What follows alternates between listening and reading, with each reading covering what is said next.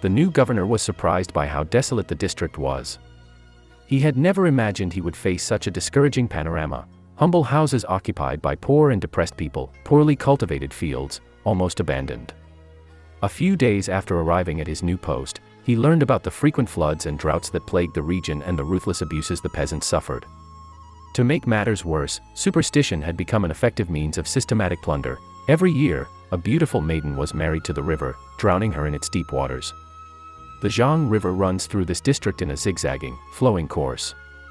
Every summer, during the rainy season, the strong floods destroyed the dikes and inundated the villages along the banks. In years of drought, the landlords, in collusion with witches, spread the belief that the river needed to marry a new maiden every year to calm its bad temper. Therefore, each spring, they selected the Lady of the River from among the poor girls to marry her to the river. They performed ritual ceremonies for such a unique wedding, placing the unfortunate girl in a fragile barge that fell apart after a few kilometers of navigating the river's stormy waters. They forced all families to pay for the river weddings.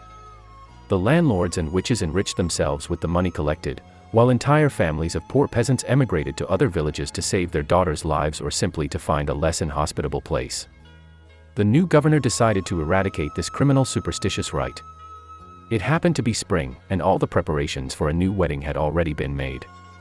The governor publicly announced that he would attend the nuptial ceremony to ask for good behavior from the river. The day for the river weddings arrived.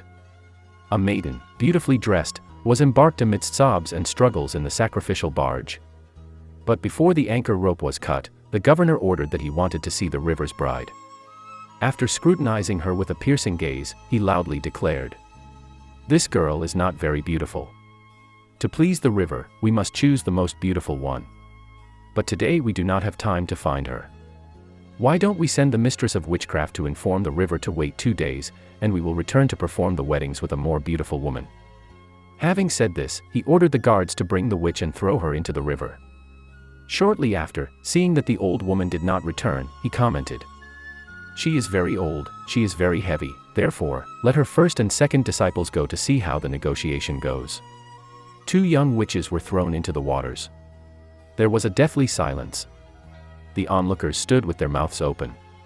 The surprise even held their breath. The governor listened for a while, and seeing that they did not return with the desired response, he gave a new order.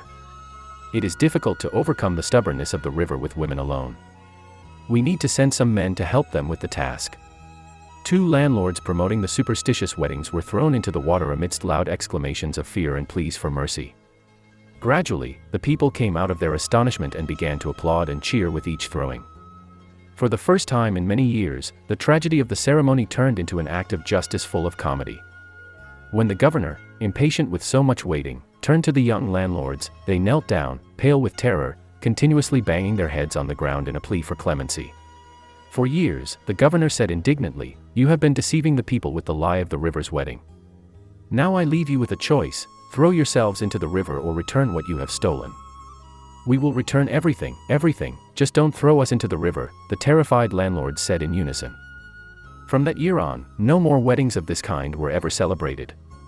Instead, the governor personally directed the work of strengthening the dikes and channeling the waters, which not only expanded the irrigation area but also prevented floods.